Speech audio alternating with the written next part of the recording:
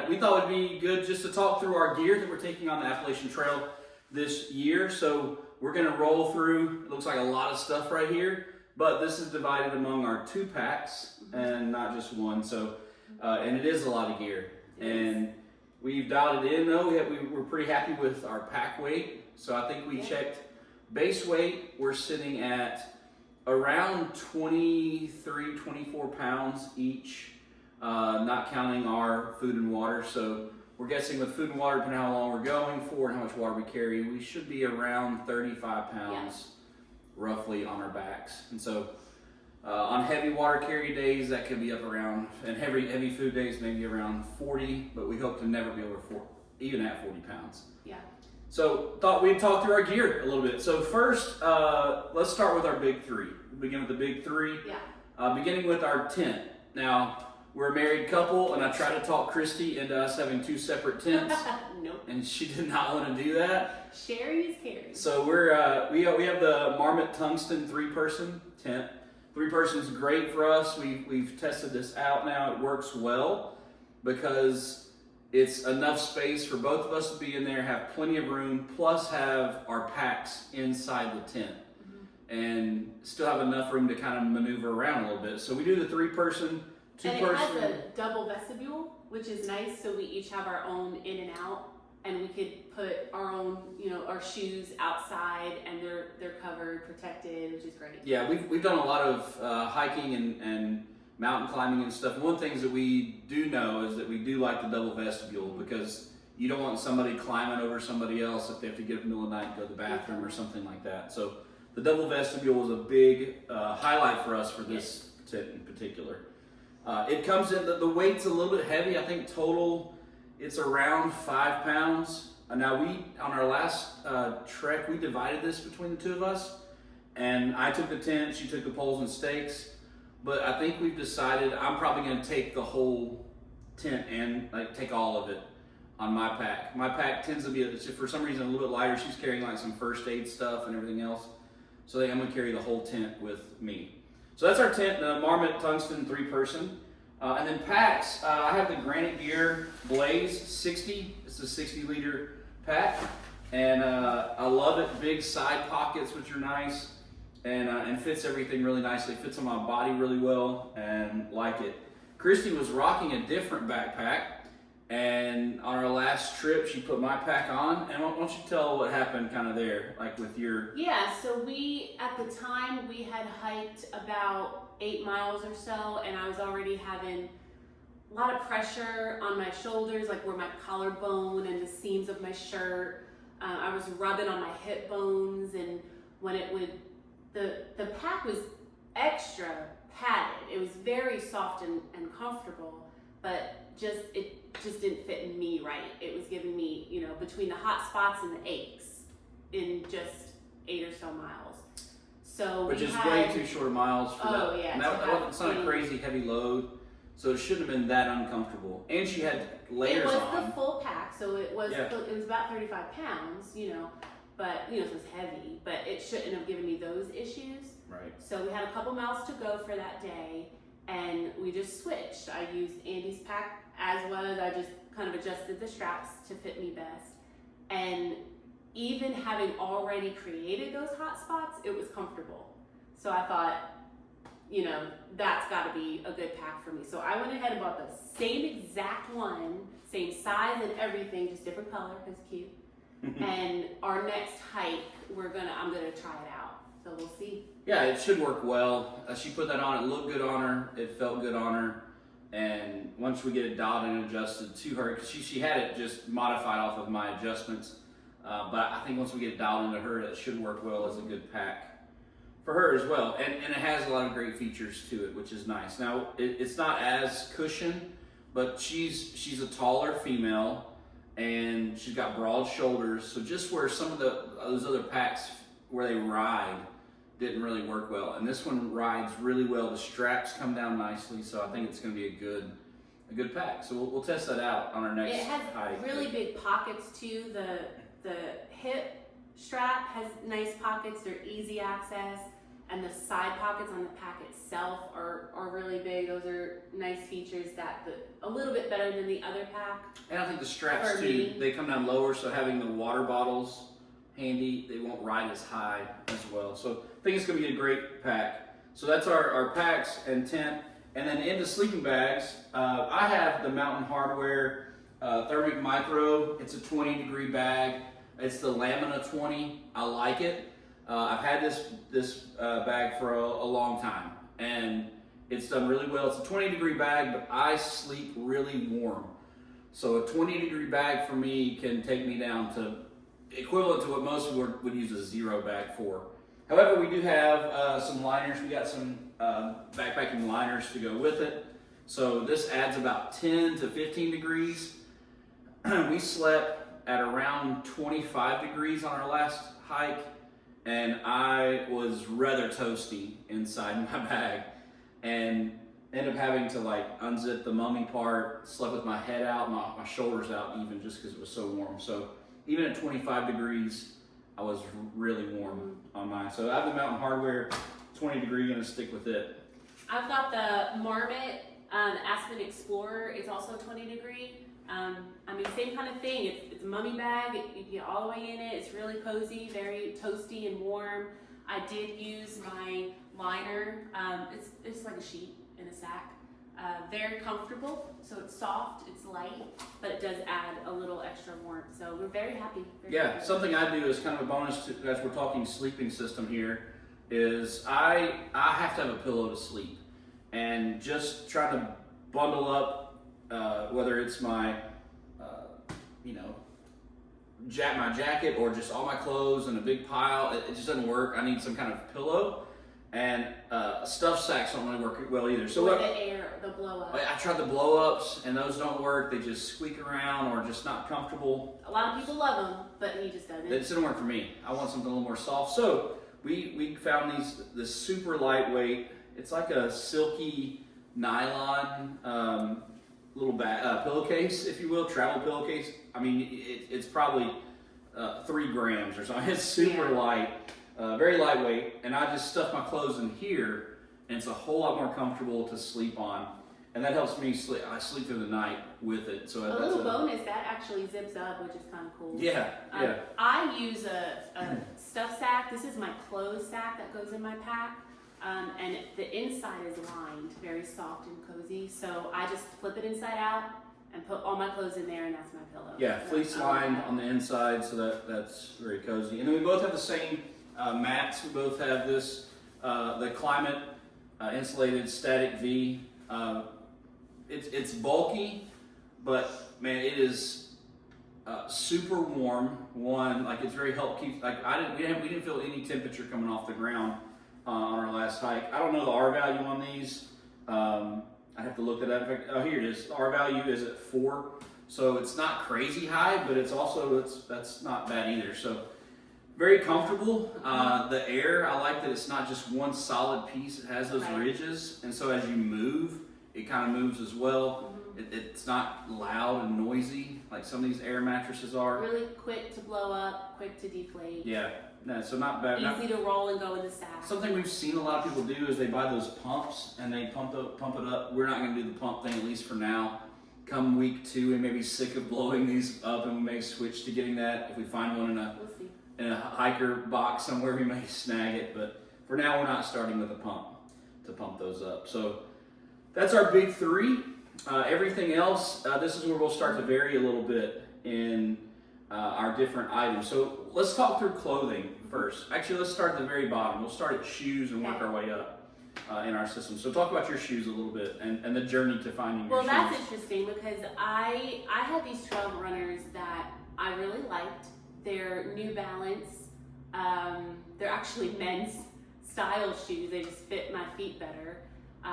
So we'll have to get new shoes every 500, 600, 700 miles. So we'll need 4 or 5 pairs of shoes throughout the trip. So I was looking up how am I going to order it. And 1, they're more expensive than I'd like to spend. They're close to $200. But 2, they don't have my size in that style easily available. So in fear of not being able to resupply those exact shoes, I thought, well, let me find something that is easier to access and maybe costs a little less. So I did some research and I went through about 4 different options. I've settled on the Cascadia Brooks, and I haven't done a long trail with them yet, so it's yet to be told, but they feel a lot like those New Balance feel, and just how I know my feet need to feel in a trail runner, so I have high hopes for them. But that's those bright things right there. Yeah, one, she's got bigger feet, she's got flat feet, which make a big difference.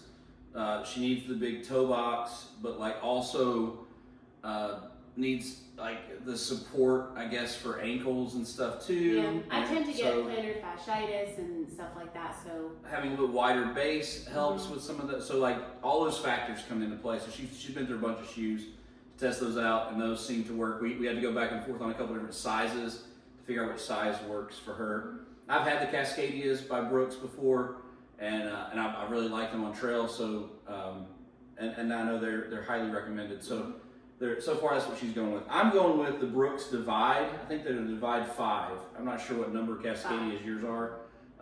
Like the 16, 18, somewhere in there. I have the Divide 5s and love them. And they're easy, same thing, easily accessible to purchase. We know we can get them when we go to restock or go to a resupply. I'll probably be going through every 400 to 500 miles. She might get 600 or 700 out of hers, but I'm twice her size, and just the impact I put on shoes. I'm hard on shoes, and I know just from trail running that my shoes tend to give me about 400 to 500 miles before they start to lose any integrity. So, yeah, that's our shoes. Let's talk socks a little bit. What's your sock system? I have these Injinjis are my kind of base, and they're the little footy socks, and they're great for preventing blisters because they keep the rub down. So I will likely wear those all the time. I'll see once it gets warm if I don't want to wear them with my hiking socks. But when it's cold, I'll wear those, and then my Smart Wool on top of them. I'm bringing 2 pair, so when they get wet, then I could put one in my sleeping bag to dry off while I'm sleeping, and then have a fresh pair for the morning, and then swap out. And then you have 2 of the thicker, because one, Christy gets cold, her feet and her hands get really cold, so we want to avoid that problem. So Smart Wool is your thick sock, right? Yes, my thick sock. But then for just if it's warmer days, you then I have my Darn Tough hiking socks, and they come about mid. You know, they're not low rise, they're not knee high, but yeah, a lighter weight, comfortable, support, good quality sock. And I hate things between my toes, but I wore the Injinjis on our trip, and we were in water a whole lot. Yeah. And I in and out of the water at first. I think it activated an old blister that I had, a callus I've been building up on, that I probably stirred a few days before. But on the day it rained on us, and we did 9 miles in that rain and crossed the river a few times, I wore those, and I never even noticed the thing between my toes. So I don't like putting them on, but I think I'll be okay wearing them if it helps to cut that. Because I'll get blisters between toes and stuff, so if it'll cut that down, I'll take it. I'm a believer in those liner socks. They're so amazing. I'm doing the Injinjis, and then also I have Smart Wool for, I have kind of 3 different systems. I have just a standard hiking sock that I wear that's a short ankle sock that I'll do when it gets warmer. But then I have a thick layer Smart Wool and then a medium level Smart Wool, because I tend to run really hot. So we've done some mountain climbs where people are in big parkas and puffies, and I'm in short sleeves. So this engine just gets to churning quite a bit. So I have the medium just in case I need to switch over to socks. So let's shift now. We're going to quickly roll through our clothing, because we could spend all day talking about clothes, but quickly roll through kind of what's your layering system. All right, I got my pants, since we started from the bottom with shoes and stuff. My pants, typical hiking pants, are Marmot. They're great. They're tough. I do have liner pants that I will mainly wear as camp pants. So they're Your just base layer? my base layer are like leggings. A lot of people use them as thermals. They use them with their pants, but I also have rain pants, and that'll be more of my thermal. It'll lock in heat. It'll keep me from wet and cold. So I likely won't wear my base layer while I'm hiking. I do also have shorts for once it gets warm, and they're just good, comfortable shorts. They breathe. They're not too fitted.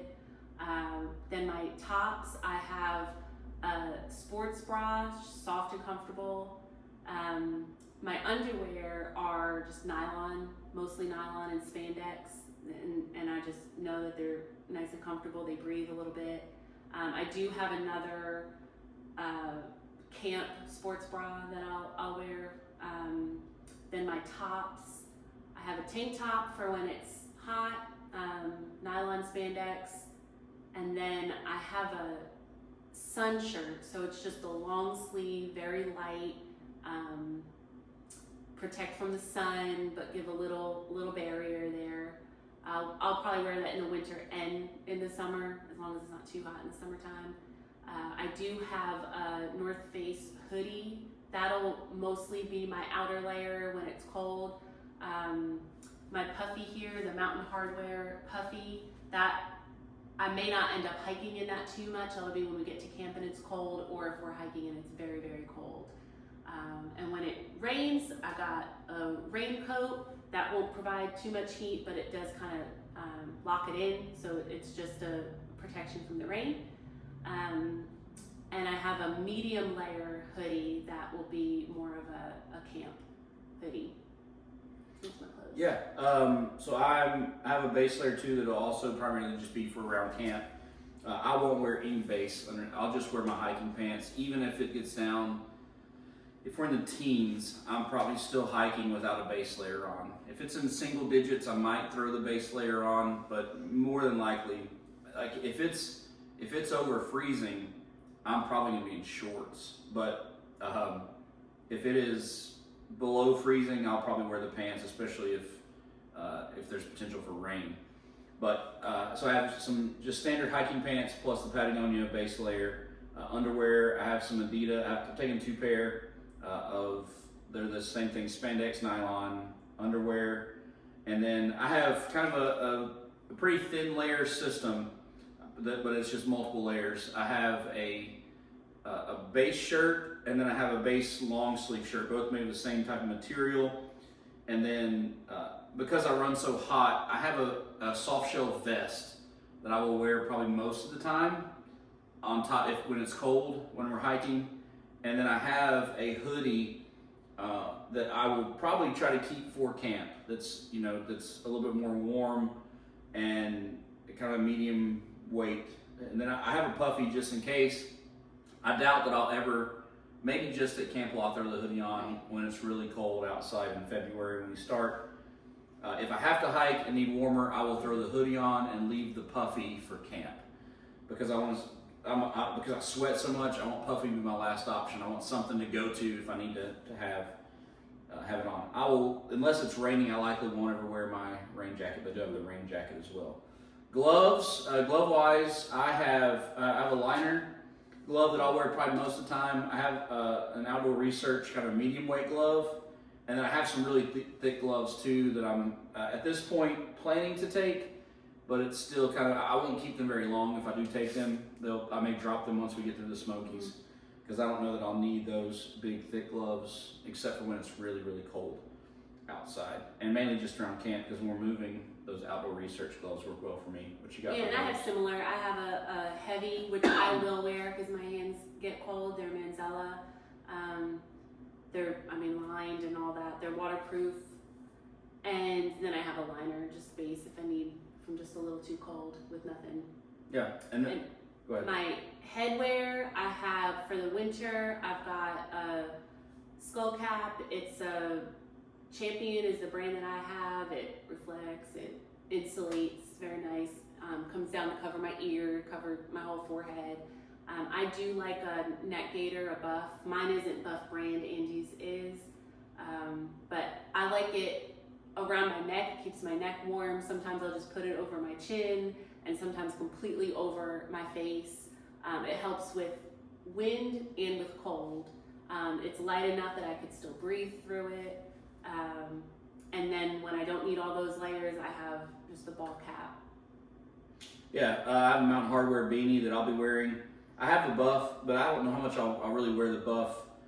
Unless it's, again, we're in the teens, it's possible just to keep the cold off my face. Having the beard kind of helps some of that as well, keep warmth on my face.